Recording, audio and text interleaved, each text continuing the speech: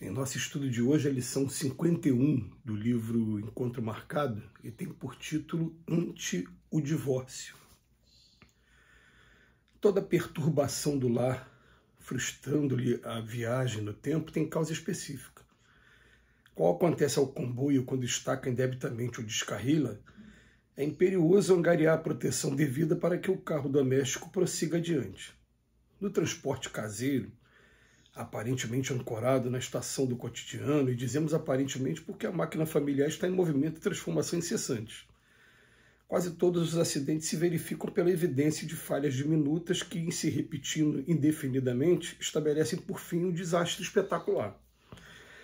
Essas falhas, no entanto, nascem do comportamento dos mais interessados na sustentação do veículo, ou mais propriamente do marido e da mulher chamados pela ação da vida a regenerar o passado, ou a construir o futuro pelas possibilidades da reencarnação no presente, falhas essas que se manifestam de pequeno desequilíbrio a pequeno desequilíbrio até que se desencadeie o desequilíbrio maior. Nesse sentido, vemos cônjuges que transfiguram conforto em pletora de luxo e dinheiro, desfazendo o matrimônio em facilidades loucas, como se afoga uma planta por excesso de adubo, e observamos aqueles outros que o sufocam por abuso de sovinice. Notamos os que arrasam a união conjugal em festas sociais permanentes e assinalamos os que a destroem por demasia de solidão. Encontramos os campeões da teimosia que acabam com a paz em família, manejando atitudes do contra-sistemático diante de tudo e de todos, e identificamos os que a exterminam pelo silêncio culposo à frente do mal. Surpreendemos os fanáticos da limpeza, principalmente muitas de nossas irmãs, as mulheres, quando se fazem mártires de vassoura e ceradeira, dispostas a arruinar o acordo em geral em razão de leve cisco dos móveis, e somos defrontados pelos que primam no vício de enlamear a casa, desprezando a higiene. Equilíbrio e respeito mútuo são as bases do trabalho de quanto se propõe garantir a felicidade conjugal, uma vez que, repitamos, o lar é semelhante ao comboio e que filhos, parentes, tutores e afeiçoados são passageiros. Alguém perguntará como situaremos o divórcio nessas comparações? Divorciar, a nosso ver, é deixar a locomotiva e seus anexos. Quem responde pela iniciativa da separação, de certo que larga todo esse instrumental de serviço à própria sorte e cada consciência é responsável por si. Não ignoramos que o trem caseiro corre nos trilhos da existência terrestre com autorização e administração das leis orgânicas da providência divina. E sendo assim, o divórcio, expressando desistência ou abandono do compromisso, é decisão lastimável, conquanto às vezes necessária, com raízes na irresponsabilidade do esposo ou da esposa que, a rigor, no caso, exercem as funções de chefe e maquinista. O divórcio é sempre uma discussão bem acalorada no meio espírita e também que ela muda conforme o tempo.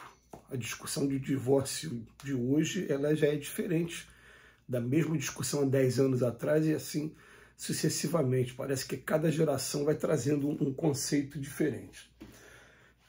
No caso da doutrina espírita, a gente vai encontrar um capítulo do Evangelho segundo o Espiritismo que vem falar sobre não separeis o que Deus juntou, e a única observação que é feita nesse capítulo é que a gente tem que aprender a interpretar essa frase, porque muitas das vezes não foi Deus que juntou. Foi o interesse, foi o egoísmo, foram fatores muitos, completamente diferentes daqueles do coração. A gente percebe que muitas das vezes o homem, ainda em pleno século XXI, ele escolhe a mulher pela beleza física ou muitas das vezes até pela sensualidade, pelo corpo, pela beleza, de acordo com o padrão de beleza de cada época e de cada lugar. Porque existe uma diferença enorme no padrão de beleza de um lugar para o outro. E a mulher, normalmente, de regra, ela escolhe o homem baseado na segurança. Essa é uma regra que a psicologia fala de muito tempo, mas o conceito de segurança vai se modificando com o tempo, mas ainda mantém. A mulher, como ela vai ser mãe, ela pensa assim, quem é a pessoa que vai me dar mais segurança? E se confunde esse valor, porque Segurança num determinado momento pode ser a pessoa estar bem empregada, ou então pode ser a pessoa estar com um cargo de autoridade. E é interessante que, por exemplo, isso acontece até nas comunidades dominadas pelo tráfico. Quem é que vai dar segurança? Aquele que é o chefe, que é o gerente, que é aquele que anda armado, que é aquele que decide vida ou morte. Então, os conceitos são bem... tendo a origem da mesma coisa. A mulher quer segurança e o homem quer beleza física. E aí a gente começa a sempre aconselhar as pessoas que aproveitem bastante a fase do namoro, porque a fase do namoro ela vai permitir com que você tenha a oportunidade de verificar em diversos estágios emocionais diferentes como é que é o temperamento daquela pessoa. Então você vai saber como é que é a pessoa nervosa, como é que é a pessoa calma, como é que é a pessoa triste, como é que é a pessoa ansiosa, mais de uma vez, para poder avaliar se você realmente tem condições de estabelecer um vínculo que vai formar uma família, que daqui a pouco vai trazer filhos, que de certa forma acaba sendo beneficiado se tiverem a presença do pai e da mãe, né? Ambos na função de educadores. A gente sabe que hoje tem muitas famílias que se destruíram e que essa função acabou recaindo, na grande maioria das vezes, em cima da mãe e pouquíssimas vezes em cima do pai.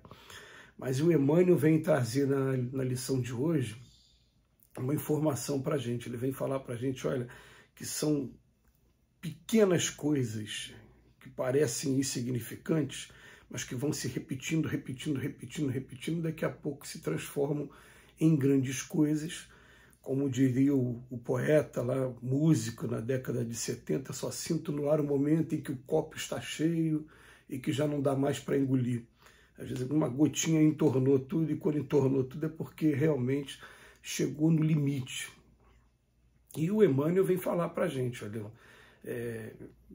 a desistência do casamento ela acaba sendo um desastre, porque a gente vai pegar no Livro dos Espíritos, por exemplo, quando vai falar da lei de reprodução, ele fala para a gente lá que o casamento é uma evolução e que a poligamia é um comportamento que vai sendo abandonado conforme a gente vai evoluindo, por uma questão muito simples.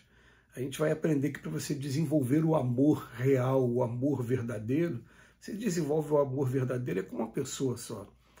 E quando vai terminar o capítulo, pergunta das duas, qual é a mais correta, a monogamia ou a poligamia?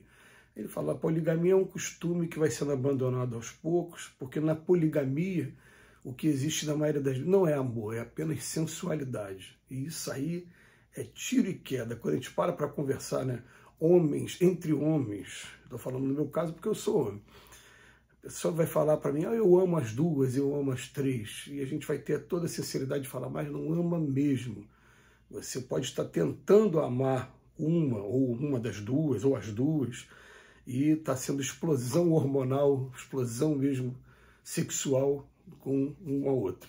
Mas amar não ama, porque amar, aquele amor que tem assim, a mãe quando olha para o filho e que sabe que o filho não está bem, só no olhar dele, o que está acontecendo, meu filho? A mãe que consegue enxergar sentimentos, esse amor a gente só consegue adquirir mesmo de verdade quando você se entrega mesmo para uma pessoa só, não é para mais de uma pessoa. Então o que acontece é, a gente tem que tomar muito cuidado para transformar o nosso lar num ambiente agradável, porque eu conheço pessoas, ficar dentro de casa para elas é um martírio, porque é a exigência da higiene, é a disciplina com um monte de coisa. Então, na hora que eu estou em casa, me pede para fazer um monte de coisa e não respeita o meu momento de descanso. E de desculpas em desculpas a pessoa vai chegando ao ponto.